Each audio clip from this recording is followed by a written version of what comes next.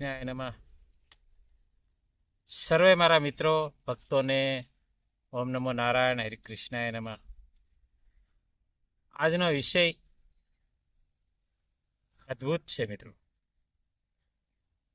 આપ જાણશો ત્યારે તમને ખબર પડશે કે માણસ પોતાનો જ શત્રુ છે અને પોતાનો મિત્ર છે. આ બંને વસ્તુ પોતામાં જ છે, આપણામાં જ છે. અને એના કારણે આપણે કર્મોના દોષિત બનીએ છીએ. પોતે આપણી પર આપણે શત્રુતા વાપરવી છે, પોતે આપણી પર આપણે શત્રુતા વાપરવી છે.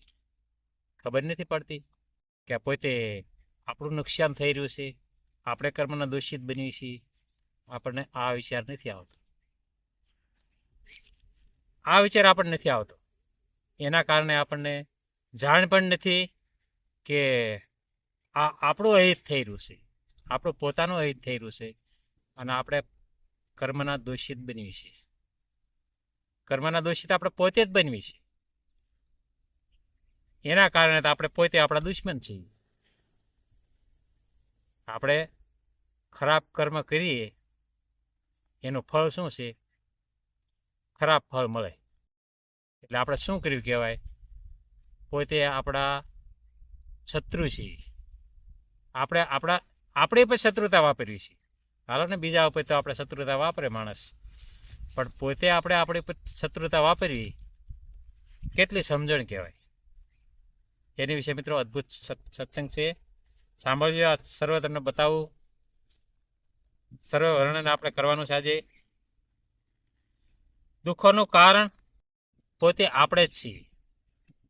આપણા દુઃખોનું કારણ જે રહ્યું ને એ પોતે આપણે જ છીએ, કોઈ બીજું નથી, બીજું કોઈ નથી.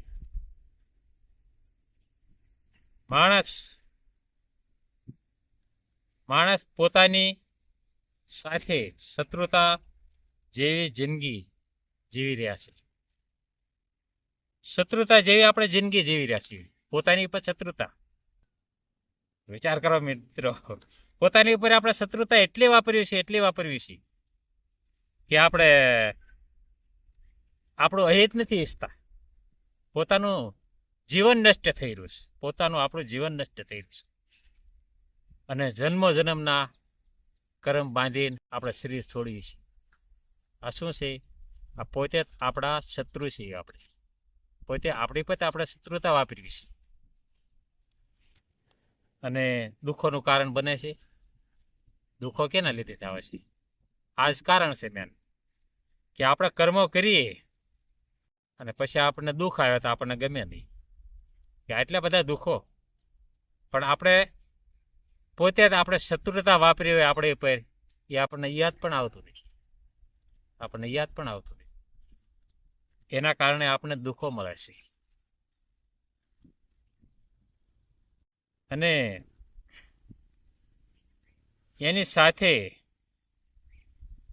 જે નિત્ય સુખી ગયેલો માણસ, આપણે દુઃખો કેમ પ્રાપ્ત થાય છે એની વિશે આપણે બતાવો તમને આજે, કે આપણે દુઃખો કેમ પ્રાપ્ત થાય છે.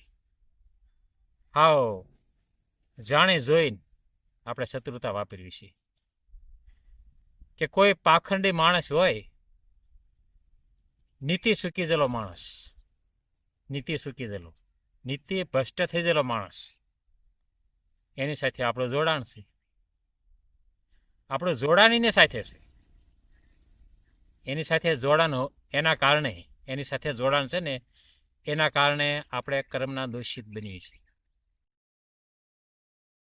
હજારો કર્મના આપણે દોષિત બનીએ છીએ. એક કહેવત નથી કે સંગ કરવો તો કોઈ સારા માણસનો સંગ કરવો, તેની ભક્તિ છે. સંગ કરવો તો કોઈ સારા માણસનો કરવો, કપટીનો ન કરવો, પાખંડીનો ન કરવો, અધર્મીનો ન કરવો, પાપીનો ન કરવો. બીજું કાંઈ ન થાય તો કાંઈ નહીં જીવનમાં, પણ સંગ તો સારા માણસનો કરવી, કે આ પાખંડ માણસ નથી. અને પાખંડ કદાચ આ પાખંડી માણસ ખબર કેમ પડે? પાખંડ કરી રહ્યો આપણને નજરે દેખાય છે. પાખંડી માણસો છે આપણને નજરે દેખાય છે, છતાં એની કોઈ પબ્લિકની સંખ્યા વધારે હોય. પણ પાખંડ જે કરી રહ્યો ને, જે નીતિ ભ્રષ્ટ માણસ થઈ ગયેલો હોય ને, એની કોઈ સંખ્યા વધારે હોય. ગમે ત્યાં તમારે જોઈ લેવાનું, ગમે ત્યાં તપાસ કરી લેવાનું. આપણી વાત એવી જ હોય મિત્રો, આપણા સત્સંગમાં એવું જ હોય કે બધું નિરાકરણ કરીને પછી હું સત્સંગ કરવા બેવું છું. કે સંખ્યા બધાય પાખંડ એકવાર જાજી હોય. જે અધર્મી માણસ હોય ને એની કોઈ સંખ્યા જાજી હોય. દુર્યોધન એની કોઈ કેટલી સંખ્યા હતી? એની કોઈ સંખ્યા જાજી હતી, પાંડવો કર ઓછી હતી. શું કામ દુર્યોધન તો બાજુ કેમ રહ્યા? કારણ કે એને વાતો મોટી મોટી આવડે. નથી કહેતા બોલે એના બોર ખપે, બોલે એના બોર ખપે. અનેક રાજાઓ સાથે સંબંધો રાખ્યા, સારા રાખ્યા. દુર્યોધને શું કામ? કે મારે જરૂર પડશે પાંડવો સાથે યુદ્ધ કરવાનું. એને કારણે આ રમત રમી ગયા આ દુર્યોધન, અને અનેક રાજાઓ સાથે મિત્રતા બાંધી. કારણ કે આગલો એને વિચાર કર્યો, ભવિષ્યનો વિચાર કર્યો કે મારે એક દિનના સમયે મારે યુદ્ધ કરવાનો સમય આવી જશે, તારા રાજાઓ કામમાં આવશે. હા, આમલે રાજાને ખબર નથી કે અમારી સાથે કપટ કરી રહ્યો હશે અને આમને કેવી જગ્યાએ પહોંચાડી દેશે. જુઓ કેવી પરિસ્થિતિ થઈ. એટલી સેના છતાં એને જીત ન મળે, હાર મળે. કારણ કે સત્ય બાજુ પરમાત્મા કોઈ દિવસ હોય જ નહીં, હોય જ નહીં. આ બીજું શું છે? આ દાદા ભીષ્મનું રહસ્ય, એ જ રહસ્ય છે. કારણ કે જે પાખંડને સાથ આપ્યો, આ બધા ઇતિહાસ સમજવા જેવા છે. આ કૃષ્ણ લીલા, મહાભારત, આમાં શીખવા બહુ મળે, આપણને જાણવા બહુ મળે.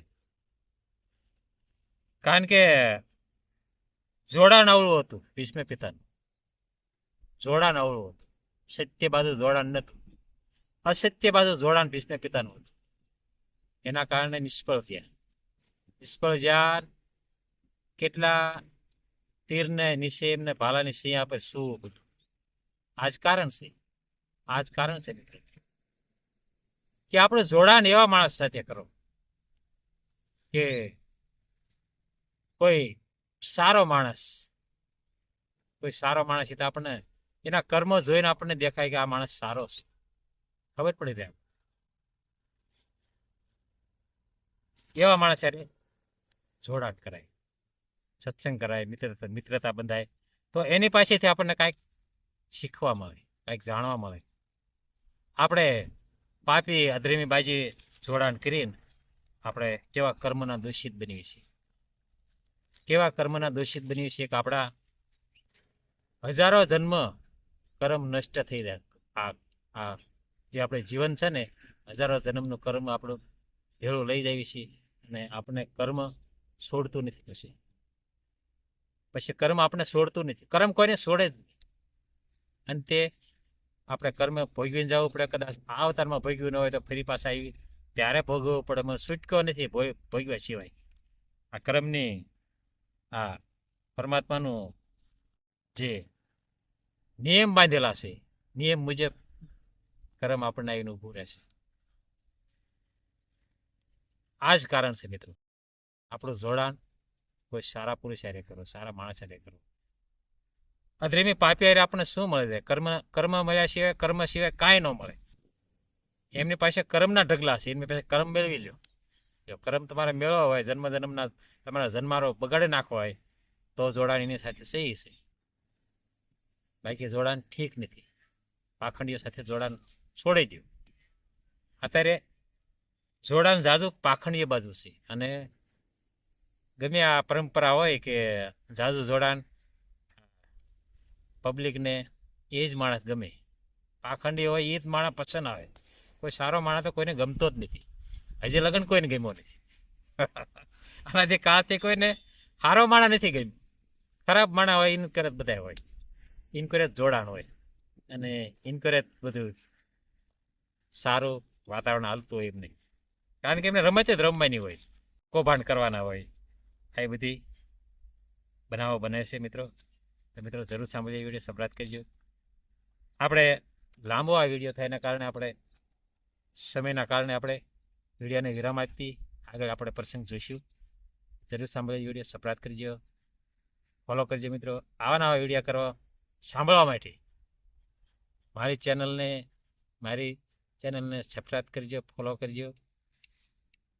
અને મારી આઈડીને મને આમાં બહુ ખબર નથી પડતી મિત્રો, એટલી આઈડી કહેવાય તો આઈડી, ચેનલ કહેવાય તો ચેનલ મૂલ્યમાં ફોલો કરજો એમ બધા કહે છે, એટલે કહું છું.